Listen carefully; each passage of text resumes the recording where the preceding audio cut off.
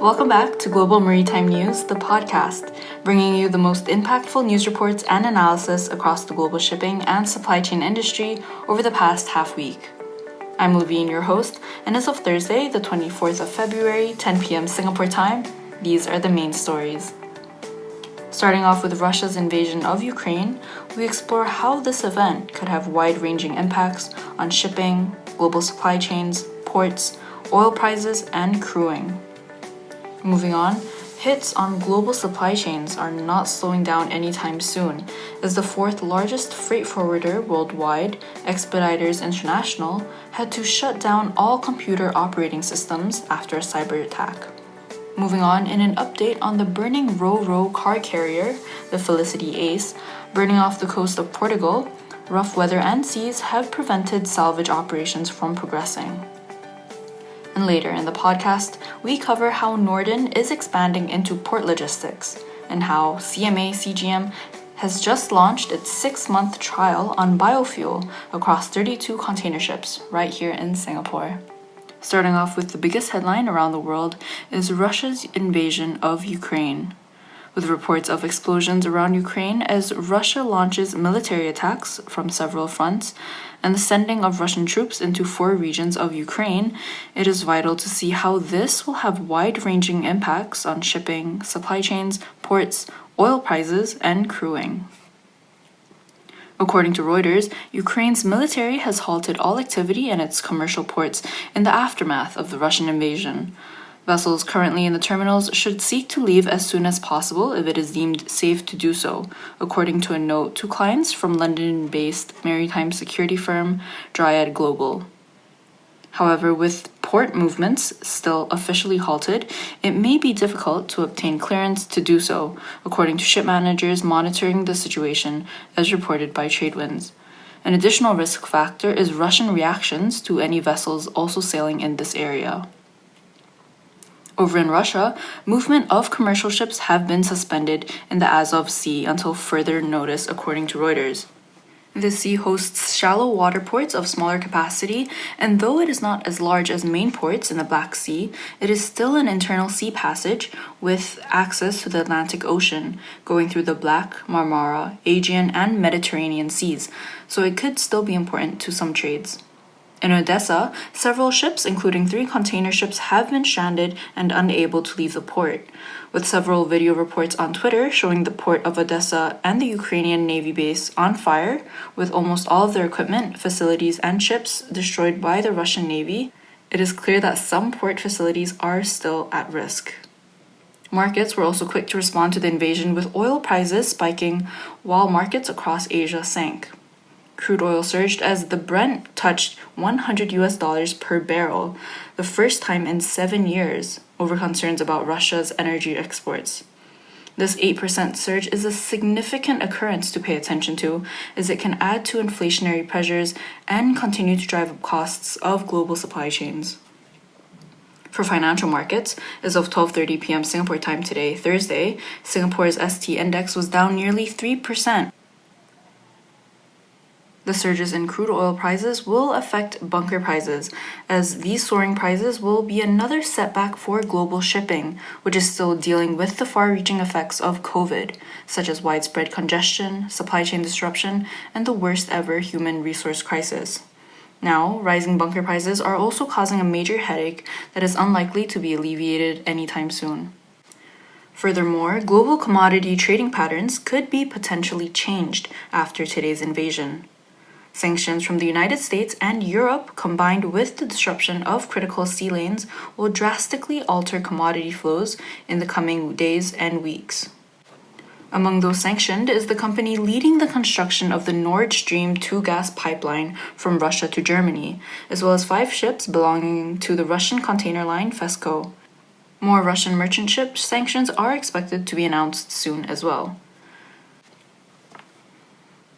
Moving on, ship owners and managers are also bracing for massive seafarer shortages as a result of Russia's devastating invasion of Ukraine. Ship managers predict that getting thousands of crew in and out of Ukraine during the crisis will be difficult, and that sanctions will make it even more difficult for Ukrainian or Russian seafarers to be paid. During the COVID-19 pandemic, Ukraine has emerged as a key labor supply country. And over the last 2 years, officers and ratings from the country have filled the void left by difficulties in securing crew from Asia. In other news, the fourth largest freight forwarder in the world, Expeditors International, has shut down all computer operating systems after a cyber attack, which was disclosed on Sunday. The logistics giant manages freight movements by air, sea, and ground in over 300 locations worldwide, employing approximately 18,000 people. So this cyber attack could potentially place more pressure on already fragile supply chains. In a statement published on its website, Expeditors International stated that it currently has a limited ability to conduct operations, including arranging freight shipments and managing customs and distribution activities. Commenting on the severity of cyber attacks on international logistics companies like Expeditors International was Jake Williams, a senior instructor at cybersecurity training company SANS Institute. He shared that restoring systems after a cyber attack can be a fraught and complex process, and that it usually takes a minimum of 48 to 72 hours to fully get back online. This cyber attack is the latest in a series of cyber attacks on the logistics industry. Hellman Worldwide Logistics in Germany was the victim of a cyber attack in December last year that resulted in a major data breach. Furthermore, a cyber attack that we covered back in January disrupted terminal operators at Mabanaft Group and Oil Tanking Group, both subsidiaries of fuel logistics provider Marquardt and Balls.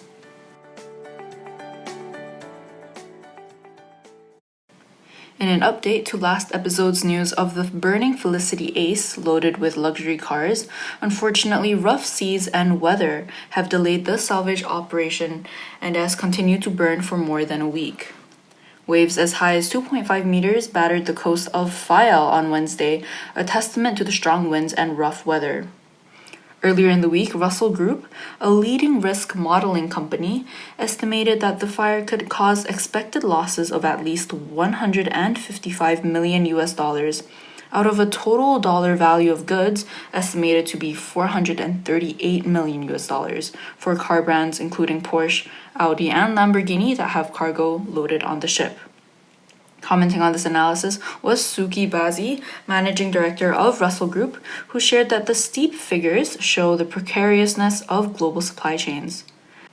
This incident comes especially at a bad time for global car makers who are in the middle of a supply chain crisis and trying to source for semiconductors, resulting in new delays for new cars.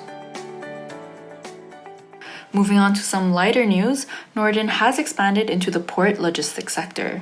The Danish ship owner and operator, who operates heavily in the dry bulk and product tanker segment, has entered a new business sector of port logistics by confirming a deal with manganese mining company Comilog, a subsidiary of French mining group Eramet.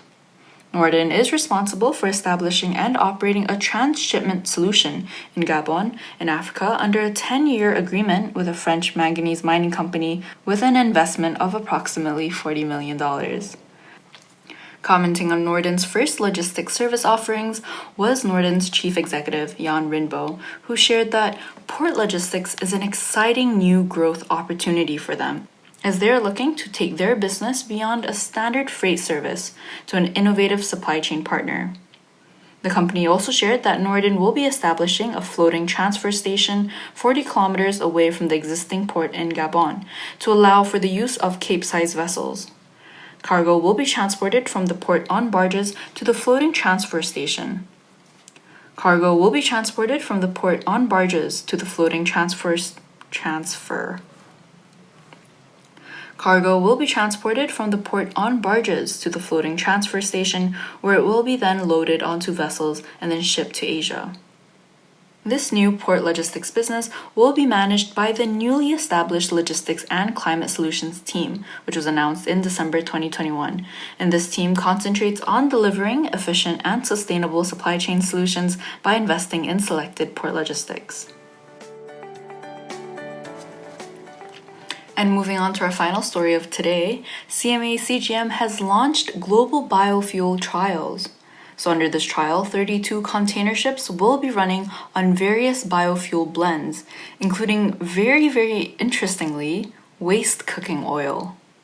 So with the support of the Maritime Port Authority of Singapore, their first container vessel, the APL Paris, bunkered with biofuel yesterday, right here in Singapore. Their 6-month global trial will involve up to 32 container ships running on various biofuel blends to measure carbon dioxide and nitrogen oxide emissions to obtain a trend analysis, which will then be shared with the respective flag administrations, including MPA Singapore.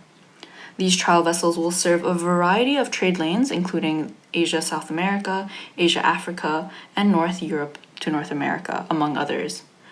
So the French conglomerate has claimed that B24, a biofuel mix, can reduce carbon emissions by 21% as compared to traditional fuel options. This drop-in fuel made from used cooking oil is completely compatible with modern ship engines and can be used on all vessel types without requiring any technical, safety, or design changes.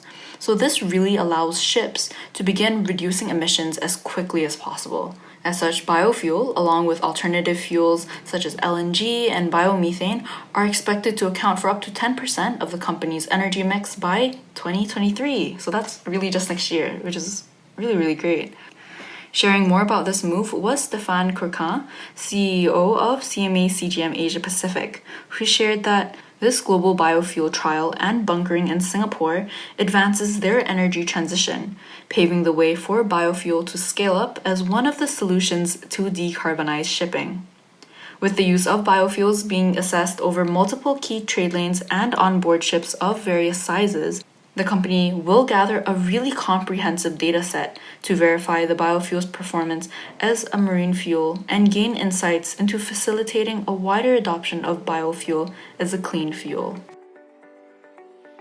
And that is all for today's episode. I hope that it was balanced. I understand that, the Russian invasion of Ukraine is quite a heavy and sad topic to talk about, but I think it's so important to understand how sometimes these political events can still impact numerous industries, including our maritime and supply chain industry. So I hope that the topics were balanced to have a good overview of what was going on in the global shipping and supply chain industry over the past half week. And that is all for now. If you want to comment on this podcast and some of the topics we have covered, you can send us an email. The address is maritimenewspodcast@gmail.com. You can also find us on Instagram, Facebook, and LinkedIn at Global Maritime News. So I'm Levine Tan, your host, and until next time, goodbye.